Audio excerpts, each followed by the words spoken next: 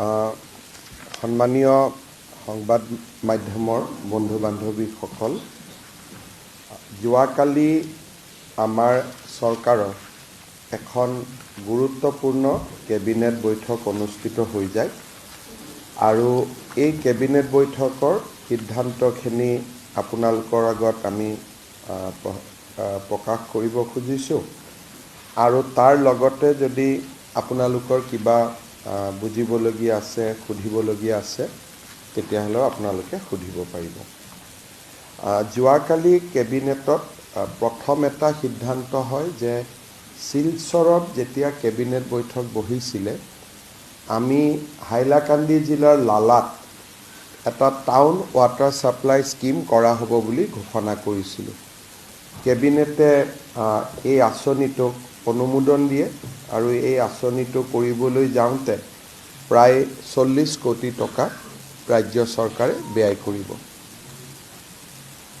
আমাৰ অসমত জলমিত্ৰসকল আছে আৰু জলমিত্ৰসকল বৰ্তমানলৈকে খোৱা পানী যোগানৰ কামতে তেওঁলোকক চৰকাৰে স্বেচ্ছামূলকভাৱে তেওঁলোকে চৰকাৰক সহায় কৰে আৰু তাৰ বিনিময়ত তেওঁলোকে এটা সামান্য পাৰিশ্ৰমিকো লাভ কৰে। কিন্তু PHC ডিপাৰ্টমেণ্টৰ আৰু এটা স্কিম আছে, চেনিটেশ্যন, এটা ড্ৰিংকিং ৱাটাৰ আৰু চেনিটেশ্যন। কেবিনেটে সিদ্ধান্ত গ্ৰহণ কৰে যে এতিয়াৰ পৰা জলমিত্ৰসকলক আমি চেনিটেশ্যনৰ কামতো গাঁৱত ব্যৱহাৰ কৰিম আৰু তাৰ ফলত তেওঁলোকে মাহিলী 1000 টকা অনাৰিয়ামো পাব আৰু কামৰ ভিত্তিত তেওঁলোকে 500ৰ পৰা 2000 টকালৈকেও পাৰফৰ্মেঞ্চ বেছ ইনিচিয়েটিভ পাব পাৰিব। আমাৰ জলমিত্ৰসকলক চেনিটেশ্যনৰ কামত ব্যৱহাৰ। আমাৰ বহুদিনৰ পৰা অসমত আমি এটা কথা চিন্তা কৰি আছিলোঁ যে PWD ৰাস্তা বনাব লাগে, মথাউৰি বনাব লাগে। তাত আমি MGNREGAৰ টকা আৰু ৰাজ্য চৰকাৰৰ টকা দুইটাৰ কনভাৰ্জেন্স মডেল এটা কৰিব পাৰোঁ নেকি। MGNREGAৰ টকা ভাৰত চৰকাৰে 100% দিয়ে, কিন্তু কিছুমান আইটেম তাতে কাভাৰ নহয়। আনহাতে ৰাজ্য চৰকাৰে মথাউৰি এটা বনালে 100% টকা খৰচ কৰিব লাগে।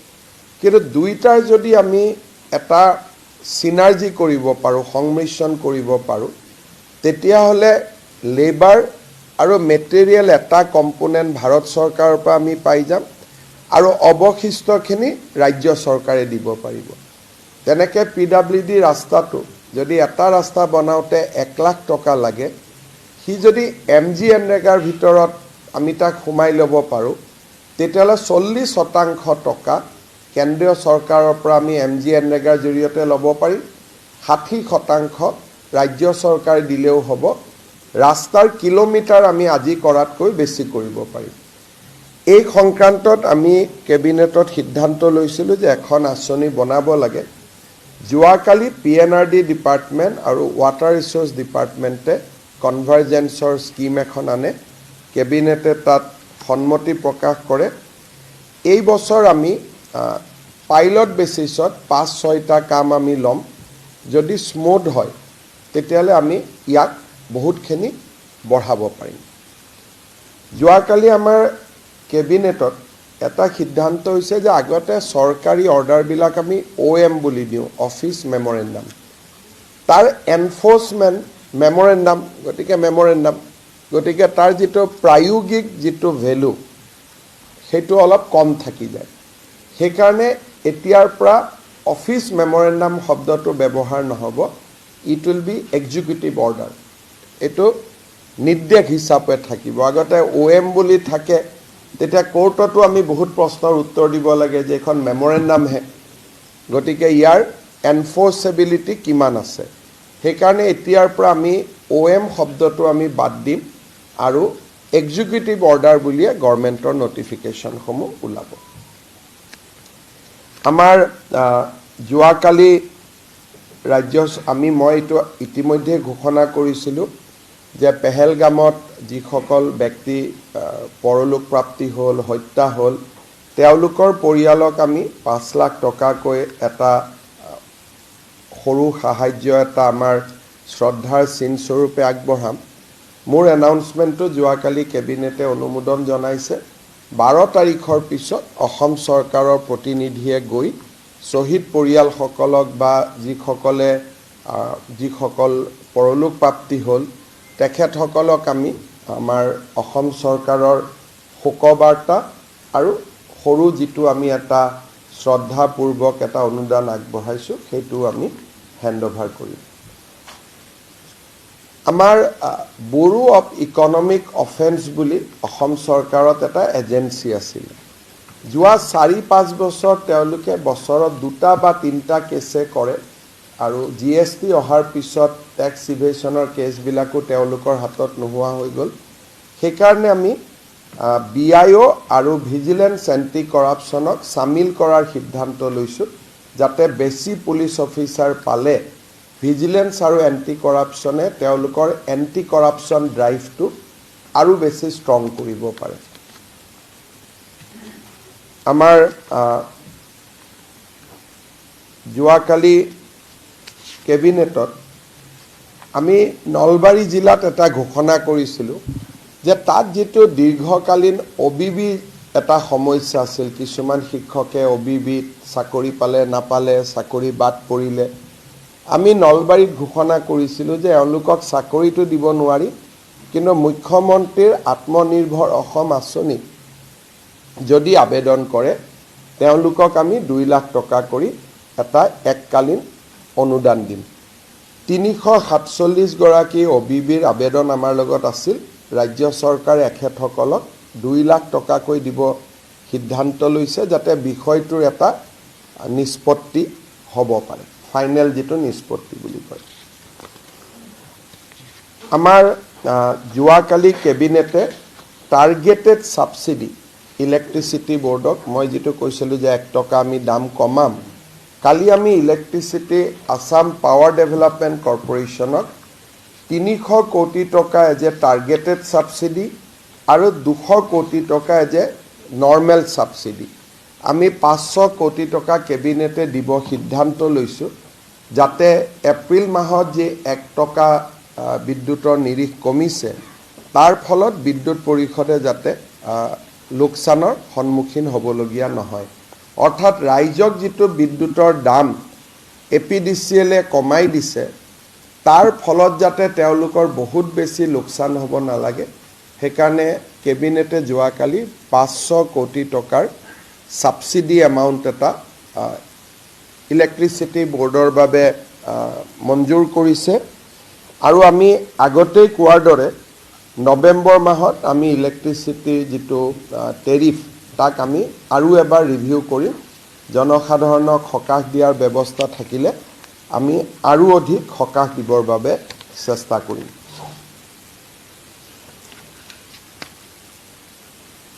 যোৱাকালি আমাৰ কেবিনেটে ৰাজ্য চৰকাৰৰ ফালৰ পৰা আমি ইতিমধ্যে বাজেটত ঘোষণা কৰিছিলোঁ যে মচুৰ দালি, চেনি আৰু নিমখ আমি অক্টোবৰ মাহৰ পৰা ৰাজ্যৰ 72 লাখ পৰিয়ালক সুলভ মূল্যত দিয়া আমি আৰম্ভ কৰিম। মচুৰ দালিত প্ৰায় 30 টকা সুলভ মূল্যত পাব, চেনিও ঠিক সেইধৰণে 20-30 টকা সুলভ মূল্যত পাব। সেই সময়ত দামটো লৈ পেলাই আমি গম পাম। আৰু নিমখো প্ৰায় 10 টকা কম মূল্যত পাব। এই আঁচনিখন ৰাজ্য চৰকাৰে অনুমোদন জনায় আৰু এই আঁচনিখন প্ৰণয়ন কৰাৰ বাবে ৰাজ্য চৰকাৰে নিজৰ বাজেটৰ পৰা প্ৰতি মাহত প্ৰায় 60 কোটি টকা আমি ব্যয় কৰিব লাগিব। বাকী টকাটো কনজিউমাৰে দিব, কিন্তু ছাবচিডি এমাউণ্টটো ৰাজ্য চৰকাৰে নিজৰ পুঁজিৰ পৰা দিব। তাৰ ফলত প্ৰায় 50 কোটি টকা প্ৰত্যেক মাহত ৰাজ্য চৰকাৰে যিটো ছাবচিডি দিব লাগিব তাক যোৱাকালি কেবিনেটে অনুমোদন জনায়। এই গোটেই নাফেড ভাৰত চৰকাৰৰ এটা প্ৰতিষ্ঠান, আমি তেওঁলোকৰ পৰা সামগ্ৰীবিলাক কিনিম, জিলালৈকে তেওঁলোকে লৈ যাব। জিলাৰ পৰা ষ্টেট ৱেৰ হাউচিং কৰ্পৰেশ্যনে সমবায় সমিতিলৈকে লৈ যাব আৰু সমবায় সমিতিসমূহে ৰেচন কাৰ্ডৰ দোকানলৈকে লৈ যাব ৰেচন কাৰ্ডৰ দোকানে তাত এটা কথা থাকিব যে মই এই মাহৰ টকাটো ল'লোঁ সাবসিডিটো ঘূৰাই দিব নালাগে নন সাবসিডি এমাউণ্টটো চৰকাৰক ঘূৰাই দিব লাগিব যাতে নেক্সট মাহতো আমি এই সামগ্ৰীখিনি পঠাব পাৰোঁ সেইকাৰণে কালি ৰাজ্য চৰকাৰে এটা সিদ্ধান্ত লৈছে যে যিবিলাক ৰেচনৰ দোকানীয়ে গেছ আৰু নুমলীগড়ৰ সামগ্ৰী লৈ তেওঁলোকে আন কিছুমান ভেলু এডেড সামগ্ৰী বনাব আৰু এচিট্ৰিক এচিড এনেকুৱা ধৰণৰ কেমিকেল প্ৰডাক্ট বনাব এই উদ্যোগটোৰ বাবেও আমি কালি 750 কোটি টকাৰ কেবিনেটে তেওঁলোকৰ যিটো ইনভেষ্টমেণ্ট প্ৰপ'জেল তাক আমি অনুমোদন দিছোঁ গোৱালপাৰা জিলাত মাটিয়াত কোহিনুৰ পাল পেপাৰ লিমিটেড আৰু RPN specialty private limited Kohinoor Pal paper লিমিটেডে 981 কোটি টকা ব্যয় কৰিব আৰু RPN স্পেচিয়েলিটি পেপাৰ প্ৰাইভেট লিমিটেডে 827 কোটি টকা ব্যয় কৰিব এই দুইটা প্ৰস্তাৱত কেবিনেটে অনুমোদন জনাইছে ইউফ্লেক্স নামৰ এটা কোম্পানী তেওঁলোক মাটিয়াতে বহিব EV বেটাৰীৰ কম্পোনেণ্ট বনাব তেওঁলোকে 378 কোটি টকা ব্যয় কৰিব তেওঁলোকৰ প্ৰস্তাৱতো কেবিনেটে সন্মতি জনাইছে SKJ clean environment venture limited এখেতসকলে মিনাৰেল ৱাটাৰৰ বটলবিলাক যি ৰাস্তাই ঘাটে পৰি থাকে এইখিনিক তেওঁলোকে ৰিচাইকেল কৰি আমাৰ প্ৰদূষণৰ পৰাও কিছু পৰিমাণে ৰেহাই দিব আৰু ইয়াক নতুন এটা প্লাষ্টিকলৈকে ৰূপান্তৰ কৰিব তেওঁলোকৰ 137 কোটি টকাৰ প্ৰকল্প কেবিনেটে অনুমোদন দিছে ব্ৰহ্মপুত্ৰ বিৰৰি বুলি এটা টিহুত তেওঁলোকে আমাৰ লিকাৰ ৰিলেটেড এটা ইণ্ডাষ্ট্ৰি কৰিব 167 কোটি টকা কেবিনেটে অনুমোদন দিছে সিস বায়োটেক বুলি মাটিয়াত আৰু এটা কোম্পানী বহিব যোনে ইথানেল বনাব 157 কোটি টকা কেবিনেটে অনুমোদন দিছে নগাঁৱৰ ধৰমতুলত মেগাশ্ৰী চিমেণ্ট এটা চিমেণ্ট ফেক্টৰী বনাব তেখেতসকলে 900 কোটি টকা ব্যয় কৰিব মেঘাটপ চিমেণ্টছ এওঁলোকে কাছাৰ জিলাৰ চন্দ্ৰপুৰত এটা ইণ্ডাষ্ট্ৰি সেটআপ কৰিব 860 কোটি টকাৰ বিনিয়োগ প্ৰস্তাৱত কেবিনেটে অনুমোদন দিছে মেক্স চিমেণ্টছ তেওঁলোকে 521 কোটি টকাৰে ধৰমতুলত এটা উদ্যোগ বহাব তাকো কেবিনেটে অনুমোদন দিছে অমৃত চিমেণ্টছ ৰঙিয়াত এখেতসকলে 617 কোটি টকাৰে এটা ইণ্ডাষ্ট্ৰি বহাব চিমেণ্টৰ তাকো কেবিনেটে অনুমোদন দিছে দ্বিতীয়তে দুখন হোটেল এখন জাগিৰোডত টাটাই তাজ গেটৱে বনাব বিভান্তাতকৈ ওপৰত জাগিৰোডত যিখন গেটৱে হোটেল বনাব তাতো কেবিনেটে অনুমোদন দিছে আন এটা শৈলজা সংগম লিমিটেড বুলি তেওঁলোকে গুৱাহাটীত এখন মেৰিয়ট হোটেল বহুৱাব এই প্ৰস্তাৱতো 137 কোটি টকা কেবিনেটে অনুমোদন দিছে এই গোটেইখিনি যদি আমি চাবলৈ যাওঁ যোৱাকালি কেবিনেটত 7,730 কোটি টকাৰ বিনিয়োগত কেবিনেটে অনুমোদন দিয়ে আৰু ইয়াৰে 1500 কোটি টকা বিদেশী বিনিয়োগ হ'ব যেটো মেথাছন হাইড্ৰোজেন ইণ্ডিয়া প্ৰাইভেট লিমিটেড এইটো বিদেশী বিনিয়োগ হ'ব 7,730 কোটি টকা ইয়াত যোৱাকালি কেবিনেটে অনুমোদন দিয়ে এই গোটেইখিনি এডভান্টেজ অসমত আমাৰ লগত MOU কৰা এতিয়া গোটেই প্ৰস্তাৱটো যেটো সেইখনটো এখন নোচনেল MOU আছিলে এতিয়া ইয়াক এই প্ৰস্তাৱখিনি চূড়ান্ত পৰ্যায়লৈকে আহি গ'ল আৰু এই গোটেইকেইটা উদ্যোগ অসমত স্থাপন হ'লে 16,446 নতুন কৰ্মসংস্থাপন পাবলৈ সক্ষম হ'ব ডাইৰেক্ট ইনডাইৰেক্টলি টু বেলেগ অৰ্থাৎ এডভান্টেজ অসমৰ পিছত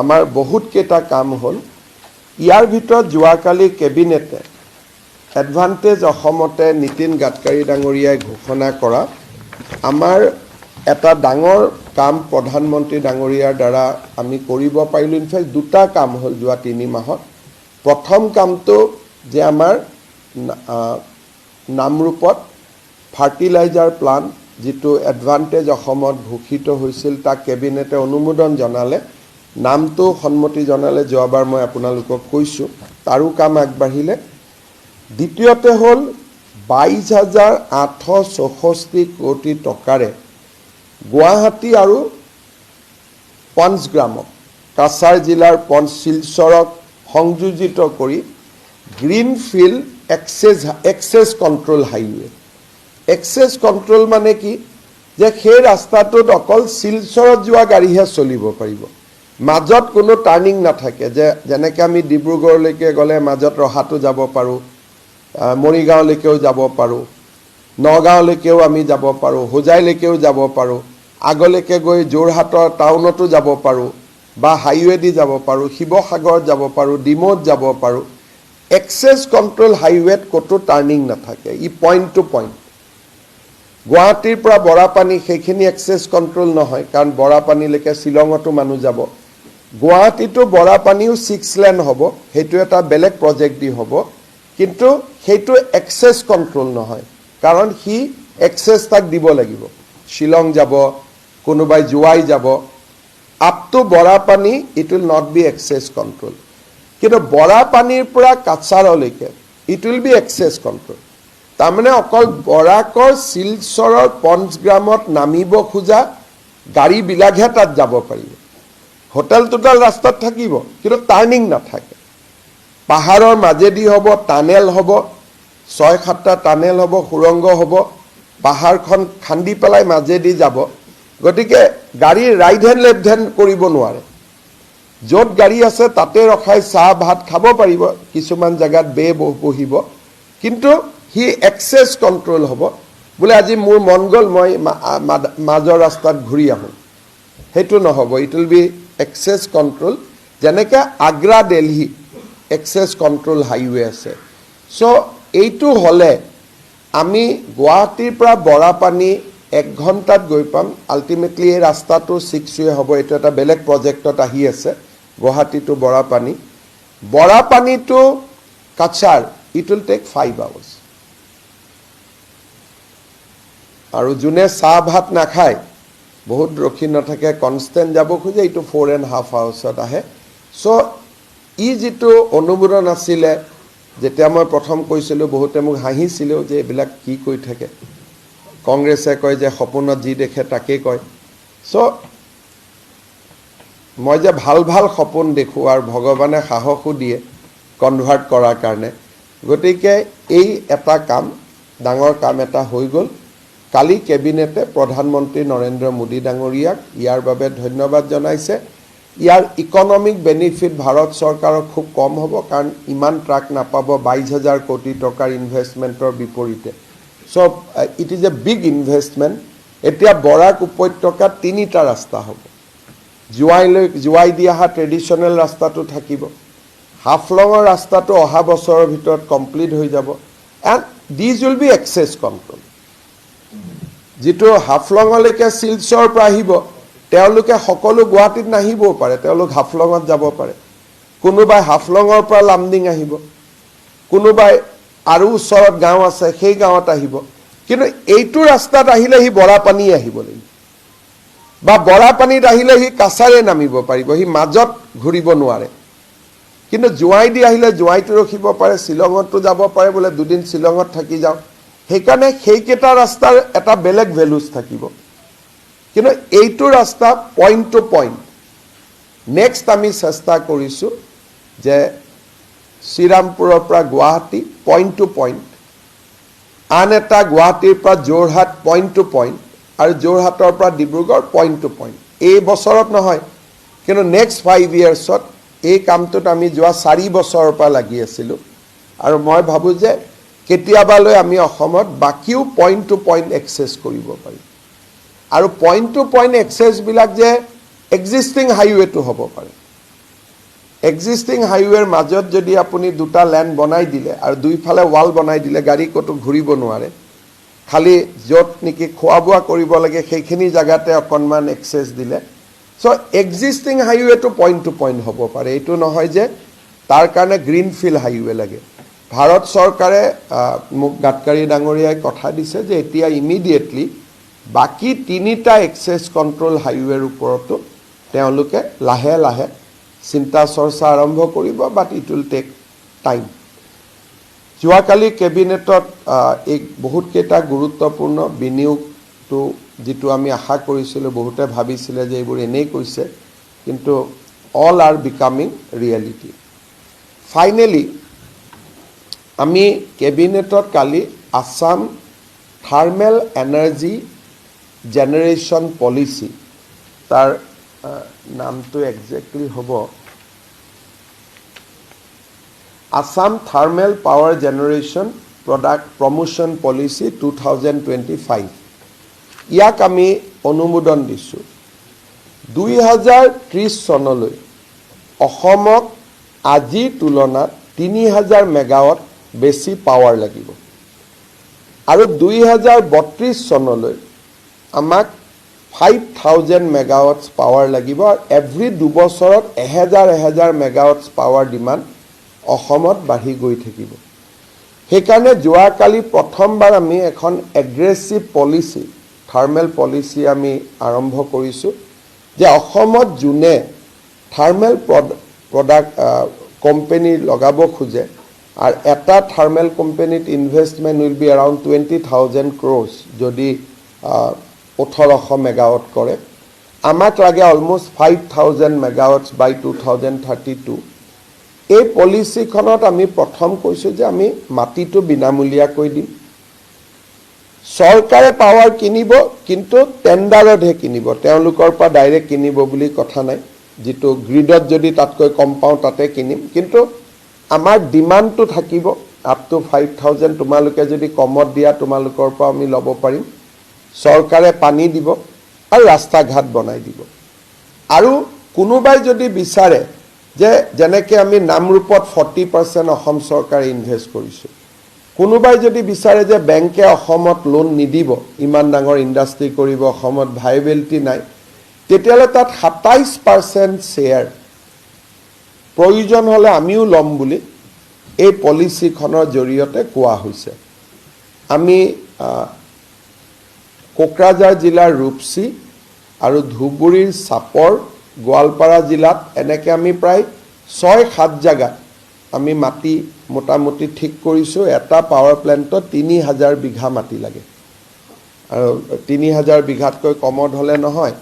লগত আমি আৰু এটা সুবিধা দিছোঁ যে ইয়াতে থাৰ্মেল পাৱাৰ কৰিলে আমি অসমক প্ৰয়োজনীয় পাৱাৰখিনি দিয়াৰ পিছত তেওঁলোকে যদি বাংলাদেশ, ভূটান, নেপালতো দিব খোজে বা পশ্চিমবংগতো দিব খোজে, মেঘালয়কো দিব খোজে, ত্ৰিপুৰাকো দিব খোজে, দিব পাৰিব। আল্টিমেটলি থাৰ্মেল পাৱাৰ প্ৰডাকশ্যনৰ এটা হাব হিচাপে নৰ্থ ইষ্ট আৰু ইষ্টাৰ্ণ ইণ্ডিয়াটো, ঝাৰখণ্ড নহয়, আপ টু শিলিগুৰি, ইফালে নৰ্থ ইষ্ট ইণ্ডিয়া, ইফালে ভূটান, বাংলাদেশ, চ' আমি এটা ইয়াক থাৰ্মেল পাৱাৰ জেনেৰেশ্যনৰ এটা হাব হিচাপে নিৰ্মাণ কৰাৰ কাৰণে সিদ্ধান্ত লৈছোঁ। যোৱাকালি কেবিনেটে এই পলিচিখন অনুমোদন দিয়ে। এইখিনিয়ে আমাৰ যোৱাকালি কেবিনেটৰ সিদ্ধান্ত আছিল। আপোনালোকে যদি কিবা সুধিব খোজে সুধিব।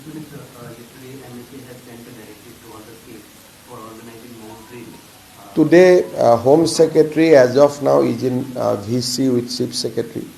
So once he gets the direction, we will be able to notify them. So at present, the VC is going on.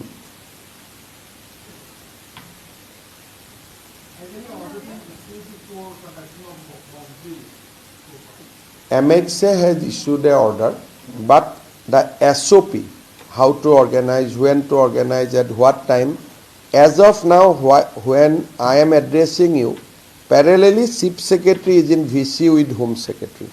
All the 18 state Chief Secretary is in VC with Home Secretary. So detailed SOP will come to know after the VC is over.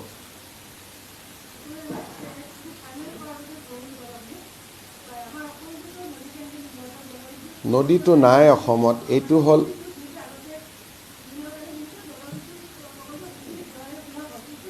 আমাৰ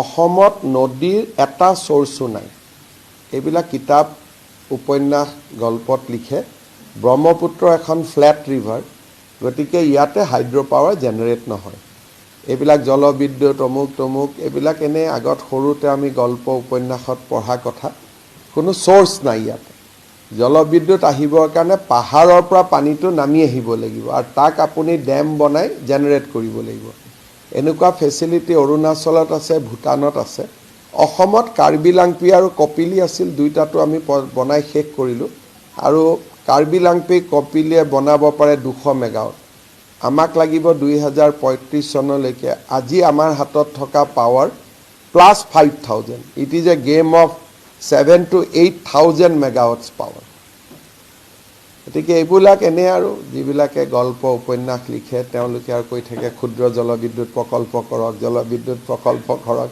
কিন্তু এইবিলাক সাইণ্টিফিকেলি এইবিলাক নহয়গৈ অসমত মানে মই এইটোকে কৈছোঁ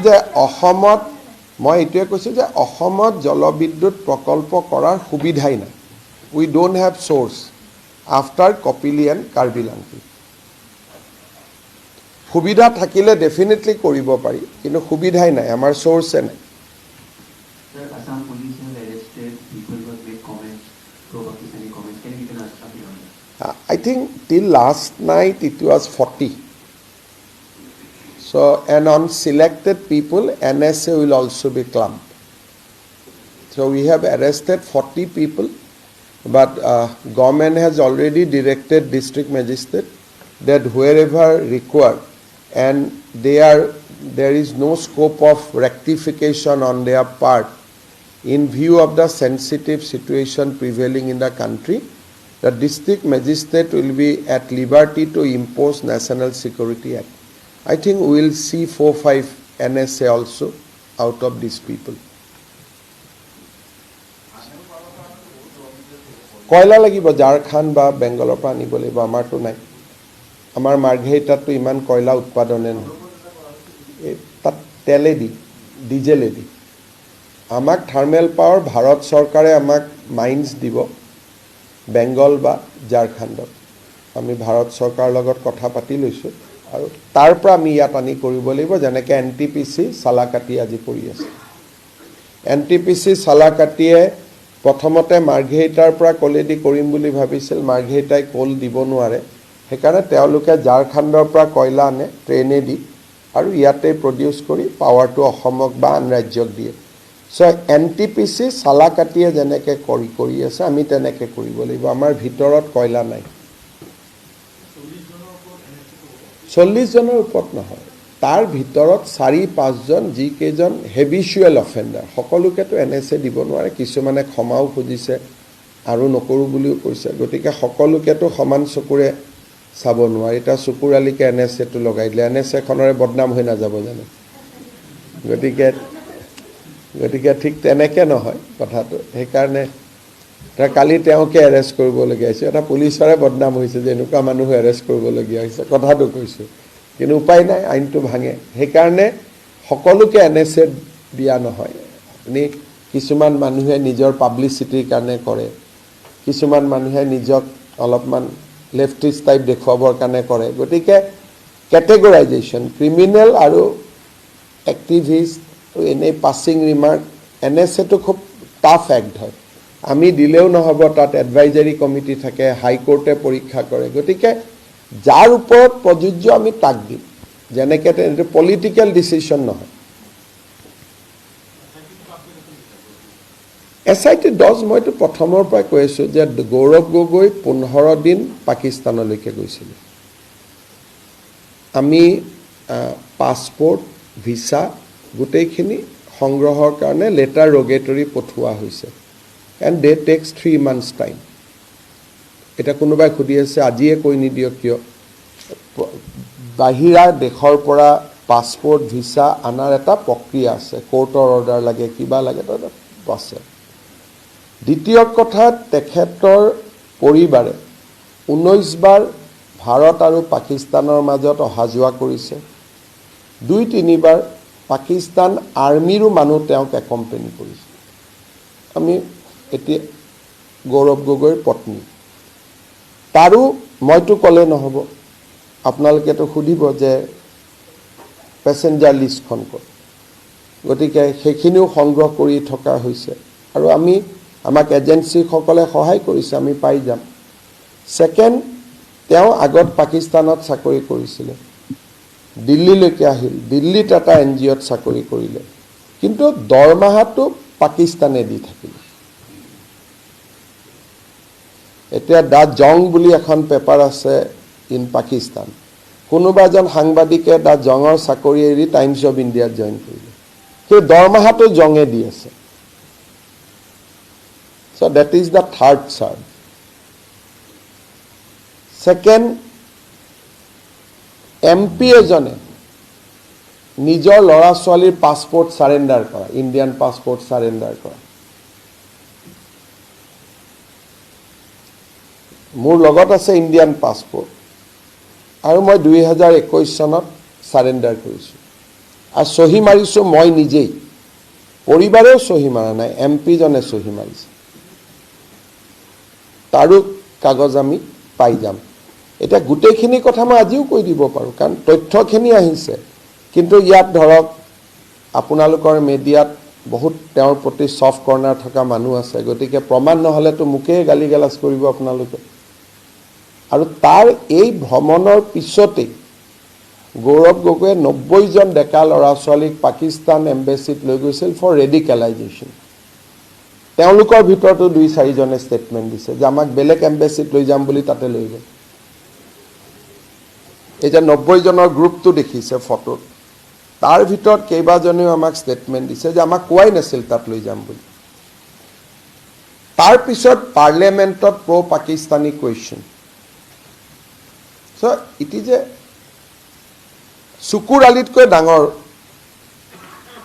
অভিযোগ গতিকে সুকুৰ আলীক যদি এৰেষ্ট হয় বাকিও এৰেষ্ট হয় যদি তথ্যবিলাক ঠিকঠাক থাকে কাৰণ পাকিস্তানৰ লগতো কম্প্ৰমাইজ নহব এটা কোনবাই কৈছে পাকিস্তান যোৱাটো অপৰাধ নেকি সো এই কথাটো মই ৰাহুল গান্ধীৰ মুখৰ পৰা শুনিব খুজিম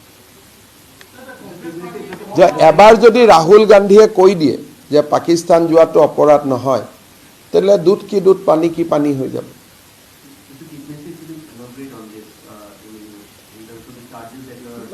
there is no charges this is the conclusion of SIT now we are only waiting for certain official correspondence Gaurav Gogoi in his personal capacity spent 15 days in Islamabad initial 7 days his wife was there but then his wife came back to India he continued to stay there so we have exact evidences and we have registered that our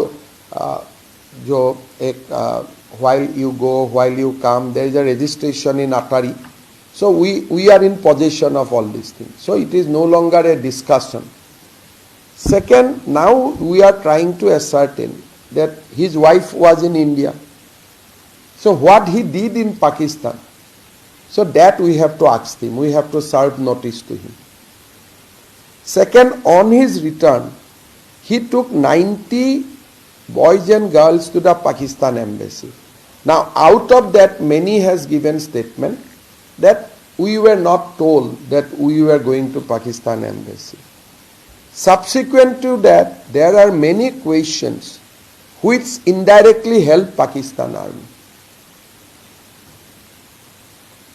now you have to see that in context his visits he may have been taken to army headquarters also in Pakistan but that he has to deny that no this is my hotel tickets I have gone to Lahore I have gone to Sindh I have gone to see Indus Valley whatever so he has to explain that where he spent that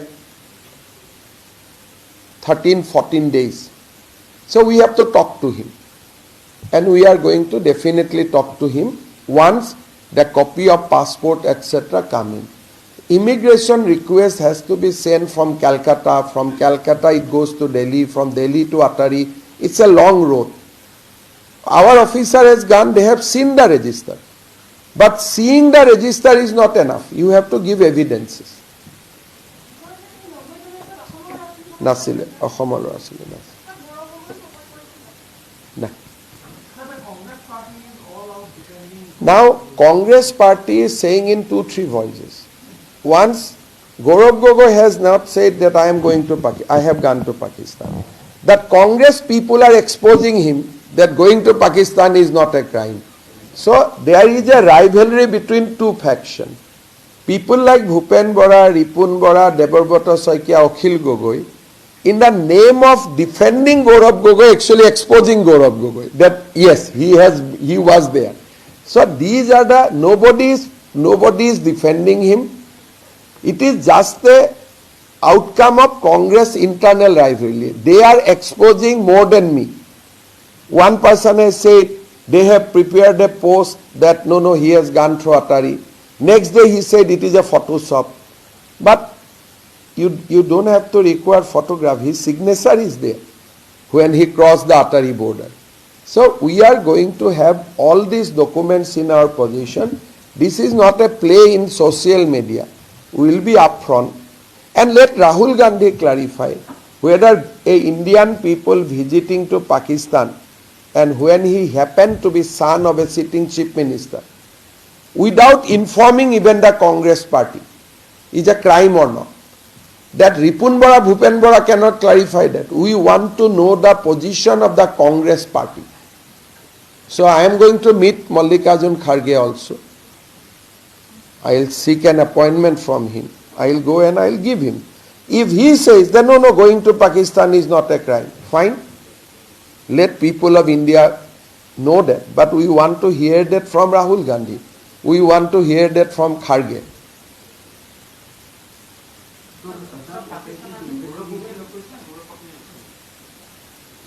Pakistan Army and wife of that MP has a good relation, and we have evidence on that. And we have clear evidence on that. The SIT investigation is over. Is that it ready to? You see, SIT job was to first authenticate the data. So investigation is over. But we need to have papers with us. And in India, nobody will give personal data like this. You have to follow a procedure. So you have to quietly wait for 10th September. That is the statutory period of getting the data. So there is a statutory period. After application, they will give after 3 months, 4 months, 45 days, 30 days. There are various statutory provisions are there. They will not give like that. They give notice to the MP that government of Assam is asking a copy of your passport. Do you have any objection? So that letter will go to the MP. MP will say, no, I have objection. Then hearing will be done. Then after that, officer will say, no, it is a national security concern. Police must have a copy. So there is a procedure. It is not like playing childish kind of play. So you have to give full data. Without data, nobody an authenticated, certified copy. And he must have visited many times also. But he has reported to Israel embassy in one of his visits that I have lost my passport. So had that passport would have been available, then story would have been more, it would have been something else. But we lost that critical evidence because these are very smart and brilliant people. He visited once Palestine, and during his journey to Palestine, he reported embassy in Israel that I have lost my passport. Now Sanmari police cannot inquire in Israel whether you have lost or not. And there we lost valuable data. And there is another chakkar, just for your information. What normally a senior Congress leader also does. If I go to America, from America if I go to a third country, then Indian government cannot give you data unless America shares your data. So if he has gone many times to UK. From UK he has gone to Islamabad again. That data will not get. Because you are traveling from third country. Like any Indian citizen, if you go and station in America, from America you make up and down to entire globe. And one fine morning you say that you have lost your passport. All evidence is gone. He visited once Nepal also.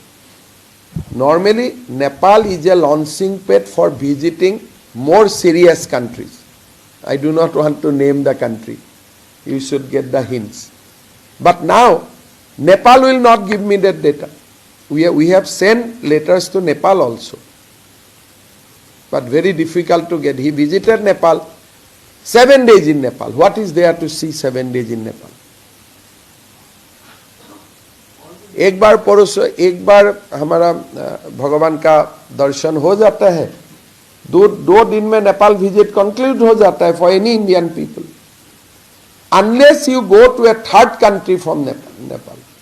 And he is very innovative. He doesn't go through flight. He goes to Atari by road. Now once you cross that Atari border, who was waiting in the other part of the Pakistan to receive you? So it is a case of pure radicalization. Complete, it is a different level of case. You don't have any love for your country. You have deposited only him. All his family members are not citizen of India. Only he is a citizen of India. He can go, he can change his passport any point of time. That my wife is British, my children are of a various country. So give me a passport. So he can go today, tomorrow morning, no issue. Conduct one sitting MP of parliament. Will you surrender your kid's passport? Once you are matured, it is a different thing. So today I am a matured guy, 20 years. I am studying in Germany. I got a job in Germany. After 10, 20 years, I am adopting citizen of Germany. That is what I am doing. But in this case, the kids is not doing. Children is not doing. His father is doing. Once children come to know that my grandfather was Tarun Gogoi, whether he will like it or not. So today that children is he is an innocent kid. 8 साल होगा, 7 साल होगा, doesn't understand anything. 20 साल, 19 साल में जब उनको पता चलेगा कि my grandfather was chief minister of Assam and my passport was surrendered by my father without talking to me. So you can imagine what feelings he will have. So you have morally you did wrong, legally you did wrong, and Assam government has limited option. We cannot go, we cannot, he's MP, we cannot search his phone, we cannot ask his private data, telephonic conversation. But once we hand over the case to central agency, they will have a more space to play around. So this will be, we are going to take it to a very, very logical conclusion. I said that he has denied. Many national media has said, Himanta Biswa Sarma has said, but he denied. Give me a small example where he denied. So some media is more than willing to support him, what he is not doing. He has never denied my allegation. Till then on record. Only media put that word. He denied it. So I am going to ask that media also. Give me the denial statement. Because that is also evidence. So we are noting those. Those media who are on their own putting the word that he has denied. So we are going to ask that documents also from them. That give us the documents where he has denied. So far, I said, I have seen, when you ask this question, he will talk about Pahalgam.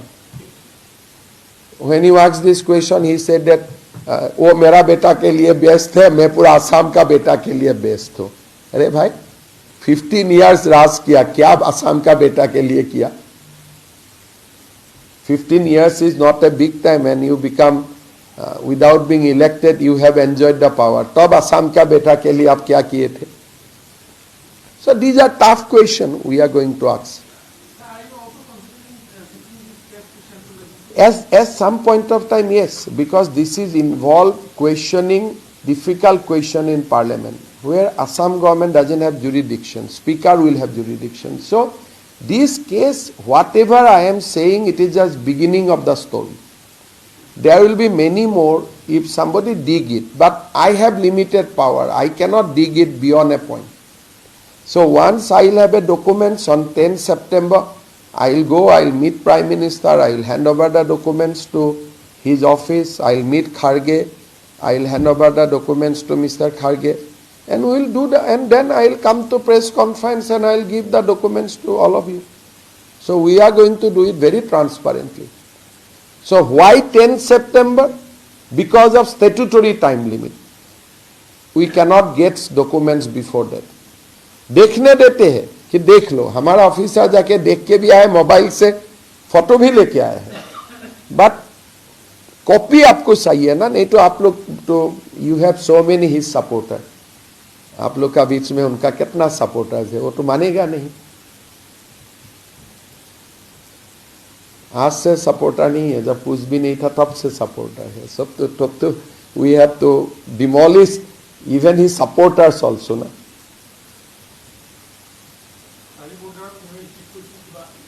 সেইটো তেওঁ ক'ব লাগিব না, তেওঁক যেতিয়া আমি notice দিম তেওঁতো ক'বই লাগিব.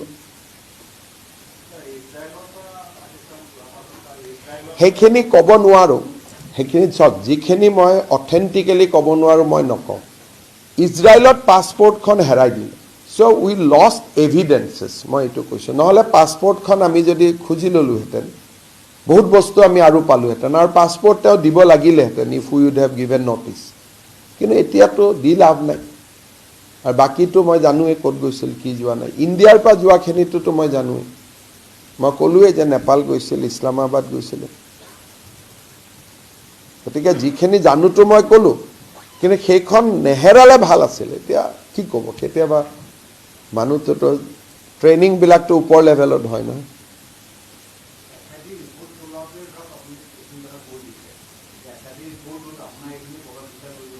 প্ৰভাৱ বিস্তাৰটো কৰিবই লাগে, কাৰণ মই চন্দ্ৰটো পূবৰ পৰা ওলাই বুলিহে কৈছোঁ. যদি মই কিবা নতুন কথা ক'লে তেনেহ'লে চন্দ্ৰটো পূবৰ পৰা ওলাই বুলি কোৱাটো প্ৰভাৱ বিস্তাৰ কৰিবই লাগে, কাৰণ সূৰ্যটো আমাক সকলোকে পোহৰ দিয়ে. কিন্তু মই ক'লেতো নহ'ব না, ডকুমেণ্টছ দিব লাগিব SIT-য়ে, মইতো ক'বহে পাৰোঁ. দিনৰ পিছত ৰাতি হয়, এইটো হিমন্ত বিশ্ব শৰ্মাই ক'ব পাৰে, চন্দ্ৰই ক'ব পাৰে. বেচিকেলি আপোনালোকৰ দৰে মানুহৰ কাৰণে 10 ছেপ্টেম্বৰলৈকে ৰখিছোঁ, কাৰণ you have lot of sympathy. আমাৰ দৰে মানুহৰ দিনে ৰাতিয়ে কৰি থাকোঁ, আমাৰ কাৰণে কাৰো মনত সৰু দুখ এটাও নাহে. কিন্তু আপোনালোকৰ কাৰণে কিমান, এনেকুৱা ৰজাৰ পৰিবাৰ হ'লে কিমান দুখ থাকে আপোনালোকৰ. আমাৰ দৰে মানুহ দিনে ৰাতিয়ে ইটোৰ পিছত সিটো, আপোনালোকৰ মানুহজনে কৰি আছে, খাইছেনে নাই, আপোনালোকেতো আমাৰ কাৰণে চিন্তাই নকৰে. কিন্তু ৰজাৰ পৰিবাৰ হ'লে চব চিন্তা কৰিয়ে থাকে নহয় আপোনালোকে. সেইটোৱে আটাইতকৈ ডেমক্ৰেচিৰ দুৰ্বলতা. আৰু কিবা থাকিলে নাই? ধন্যবাদ. দেৱব্ৰত শইকীয়া ভূপেন বৰা জইন কৰাটো নকওঁ. ভূপেন বৰাই কৈছে মই চৰকাৰী গাড়ীত উঠিম, তাৰমানে ইনডাইৰেক্টলি তেওঁ এটা প্ৰস্তাৱ বুলি ভাবিব পাৰোঁ. দেৱব্ৰত শইকীয়াইটো কোৱা নাই, গতিকে মই দেৱব্ৰত শইকীয়াৰ ওপৰত কমেণ্ট নিদিওঁ. কিন্তু ভূপেন বৰাই বাৰে বাৰে কয় ইয়াৰ পৰা মই দিছপুৰতহে যাম, কয়নে নকয়? যেতিয়া দিছপুৰত কেনেকৈ যাব পাৰিব? দিছপুৰতো বিজেপি থাকিব. গতিকে ভূপেন বৰাটো অলপ ইংগিত যেন আপুনি ধৰিব পাৰে, অলপ অলপ, ডাইৰেক্ট নহয়. কিন্তু দেৱব্ৰত শইকীয়াৰ পৰা কোনো আমি ইংগিত পোৱা নাই. এনে কথা পাতি থাকে আমাৰ মানুহবিলাকৰ লগত, যদি তাতে কিবা ইংগিত আছে মই নাজানো.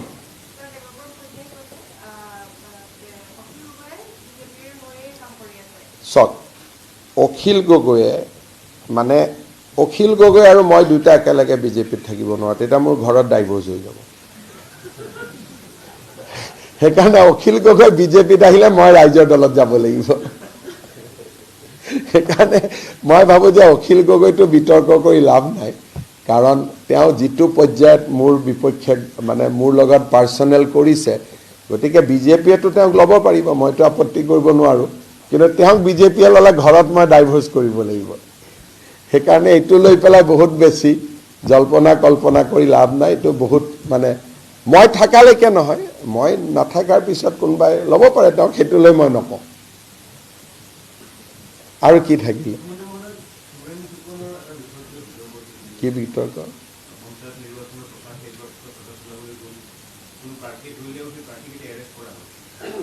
এৰেষ্টটোতো এনেই পুলিচে কৰিব নোৱাৰে কিবাটো গ্ৰাউণ্ড থাকিব লাগিব মই খবৰ লৈ ল'ম আপুনি কৈছে যেতিয়া কিন্তু পুলিচকতো আজি আপোনালোকে চাওক একমাহ ধৰি প্ৰচাৰ চলিলে ক'ৰবাত পুলিচে এটা বিৰোধী প্ৰাৰ্থীক ক'ৰবাত বাধা দিছে নেকি অসমত বেংগল আৰু অসমৰ তুলনা কৰক আজি আমাৰ অসমত ইমান ডাঙৰ ইলেকশ্যন হৈ গ'ল তৃণমূল পৰা জিলালৈকে সকলো পাৰ্টিয়ে প্ৰচাৰ চলালে সকলো মিটিঙত পাৰ্মিশ্যন দিছে সকলোতে পাব্লিক আহিছে এইটোতো ফেষ্টিভেল অফ ডেমক্ৰেচি গতিকে যদি ক'ৰবাত ডিগবৈত কিবা এটা আছে মই এইটো সুধি ল'ম কিন্তু ইমান ডাঙৰ ইলেকশ্যন হ'ল অভিযোগটো ক'তো নায়েই দেখোন সকলোৱে ধুনীয়াকৈ মিটিং কৰিছে বেংগলত হ'লেতো কিমান মাৰপিট হৈ গ'লহেঁতেন গতিকে অসমৰ ইলেকশ্যন যিমান শান্তিপূৰ্ণভাৱে হয় ভাৰতবৰ্ষৰ গিনা চুনা ষ্টেটত ইমান শান্তিপূৰ্ণভাৱে হয় মই পুলিচক সুধিছিলোঁ পঞ্চায়ত ইলেকশ্যনত কিবা কেছ ৰেজিষ্টাৰ হৈছে নেকি নায়েই হোৱা তেনেকৈ সেইকাৰণে মইতো নাভাবোঁ যে বহুত কিবা ইছ্যু আছে কিন্তু যদি কিবা আছে বিমলে চাব বিমলে এবাৰ খবৰ ল'বা বিমল ইনচাৰ্জ মিনিষ্টাৰ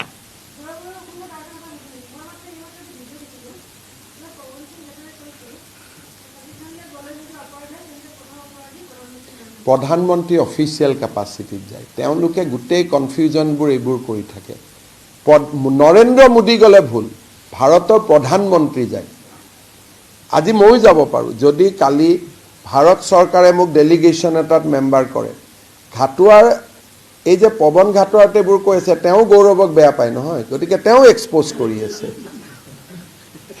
পাকিস্তানত গ'লে অপৰাধ হয় নে নহয় এই কথাটো কৈ পেলাই ইনডাইৰেক্টলি কি কৰি আছে যে তাৰমানে মুখ্যমন্ত্ৰীয়ে কোৱা কথাটো সঁচা এইটোৱে কৈ থকা নাই জানো ইনডাইৰেক্টলি কি কৈ আছে ভূপেন বৰা দেৱব্ৰত শইকীয়া অখিল গগৈ পৱন সিং ঘাটুৱাৰ মই যিমান পলিটিকেলি এক্সপ'জ কৰিছোঁ এওঁলোকে মোকটোকে ছাপৰ্ট কৰি আৰু 360 কৰি দিছে অফিচিয়েলি নৰেন্দ্ৰ মোদীও যাব বাজপেয়ীও যাব মুছাৰফো আহিব he comes with a official capacity escorted by official এতিয়া মোৰ ইয়াত যদি কালি পাকিস্তানৰ এম্বেচাডৰে মোৰ এপইণ্টমেণ্ট খোজে মই এপইণ্টমেণ্ট দিম কণ্ডিশ্যন দুটা ইয়াতে মিনিষ্ট্ৰী অফ এক্সটাৰ্নেল এফেয়াৰ্ছৰ এজন মানুহ বহি থাকিব লাগিব আৰু মোৰ লগত চিফ ছেক্ৰেটাৰী বহি থাকিব লাগিব আৰু আমি যি কথা পাতিম তাৰ এখন ৰেকৰ্ডেড মাইনোটছ বনিব মইতো সেইটোকে সুধি আছোঁ যে আপুনি কিবা অফিচিয়েলি গৈছিল নেকি পাকিস্তানত যোৱাটো ভুল হ'ব নোৱাৰে ইফ ইউ হেভ গান ইন এ অফিচিয়েল কেপাচিটি এটা নৰেন্দ্ৰ মোদী ক'ত গৈছিল এইটোতো চবেই জানা কথা মনমোহন সিং ক'ত গৈছিলে প্ৰত্যেক মিনিটটো আমি জানো এই 15 দিনৰ মিনিটটো ঘাটুৱাৰ ডাঙৰীয়াই জানে নেকি ক'ত গৈছিল গতিকে যি কথা প্ৰটেক্ট কৰিলে উল্টাই তেওঁৰে বিপদ হয় যাক প্ৰটেক্ট কৰিব খুজিছে তেওঁৱে এক্সপ'জ হয় এইবাৰতো পঞ্চায়ত ইলেকশ্যনত মানুহে তেনেকৈহে গম পালে যেতিয়া অখিল গগৈয়ে পাকিস্তান যোৱাটো অপৰাধ নহয় তাৰমানে ই বেটা গৈছিলে আপোনালোকেও তাক ভাল পাবগৈ যিমান ধুলাই কৰিব পাৰে কৰি আছে গতিকে মই বেয়া পোৱা নাই কেতিয়াবা ভাল পাব গ'লেও কেতিয়াবা ডায়েবেটিছ পেচেণ্ট এটাক মৰমতে মিঠাই খুৱাই দিলেও গণ্ডগোল হৈ নাযায় জানো খুৱাজনে ভাবে যে মইতো মিঠাই খুৱাই আছোঁ মৰমতে খুৱাইছোঁ কিন্তু বডিয়েতো নামানে এইটো মৰমত খুৱাইছনে নে কষ্টত খুৱাইছ চুগাৰ বহুত ঘৰত আজিকালি গেষ্ট আহে নহয় তেলত ভজা পোলাও মাংস বৰ মৰমতে খুৱায় হ'লটো মৰম কিন্তু তাৰ বডিটোত কিমান এফেক্ট কৰি দিছে এইটোতো খুৱাজনে গম নাপায় ঘাটুৱাৰে বহুত দিনৰ পৰা এইবিলাকক এইসকলক বেয়া পায় আমি বহুত দিন আছিলোতো লগত গতিকে বেয়া পোৱা মানুহখিনিয়ে ধুলাই মাৰি আছে গতিকে মই একো ক'বলগীয়া হোৱাই নাই আমি কংগ্ৰেছত যিমান দিন আমি বিসম্বাদ কৰিছোঁ ঘাটুৱা ডাঙৰীয়াটো বা তেওঁৰ পৰিয়ালটোতো আমাৰ লগতে আছিল গতিকে তেওঁ কিমান তৰুণ গগৈক ভাল পায় গৌৰৱ গগৈক ভাল পায়তো আমাতকৈতো কোনেও নাজানে গতিকে এইবিলাক ধুলাই পৰি আছে ডাইৰেক্ট ক'ত ইনডাইৰেক্ট থাকিছে, এইটো ডাইৰেক্টে মাৰি আছে। যোৱা অসুবিধা নাই, আকৌ লগাইছে প্ৰাইম মিনিষ্টাৰৰ লগত। এই প্ৰধানমন্ত্ৰী যাব, তেওঁৰ লগত প্ৰগ্ৰেম থাকিব, 20-25জন মানুহ থাকিব, কি কথা টিভিয়ে চাব। ইমানখিনিতো গৌৰৱ গগৈ যদি ইণ্ডিয়ান MP ডেলিগেশ্যনত গ'লেহেঁতেনতো আমিতো নকওঁ তেওঁ ভূটানত গৈছিল ৰাষ্ট্ৰপতিৰ লগত, সেইটো মই সুধিছোঁ নেকি? হি একম্পেনিড প্ৰণৱ মুখাৰ্জী টু ভূটান। চাওক তেওঁৰ বিষয়ে মই কিমান জানো, ক'ত ক'ত গৈছে কি। So' he accompanied Pranab Mukherjee to Bhutan in Indian air force flight. সেইটোতো মই ইয়াত কোৱা নাই, কাৰণ তেওঁ ৰাষ্ট্ৰপতিৰ লগত গৈছে, অফিচিয়েল ডেলিগেশ্যনত গৈছে। অফিচিয়েল ডেলিগেশ্যনত যোৱাটোতো ভুল নহয়েই। কালি যদি প্ৰধানমন্ত্ৰীয়ে কয় যে পাকিস্তানৰ লগত আমি এতিয়া যুদ্ধ জিকিলোঁ, যুদ্ধ যিখন আত্মসমৰ্পণৰ চুক্তি হ'ব, সেইখন ফাইনেল কৰিবৰ কাৰণে আমাৰ অসমৰ চিফ ছেক্ৰেটাৰী ইছলামাবাদত যাব লাগে, তেওঁ নাযাব নেকি? It is in discharge of his official duty. আমি কৈছোঁ এনেই যোৱাটোতহে সুধি আছোঁ, আমি অফিচিয়েল ডিউটিত যোৱাটোতো সম্পূৰ্ণ বেলেগ কথা ন। হ'ব, বহুতখিনি কৈয়ে দিলোঁ আপোনাক, ঠিক আছে।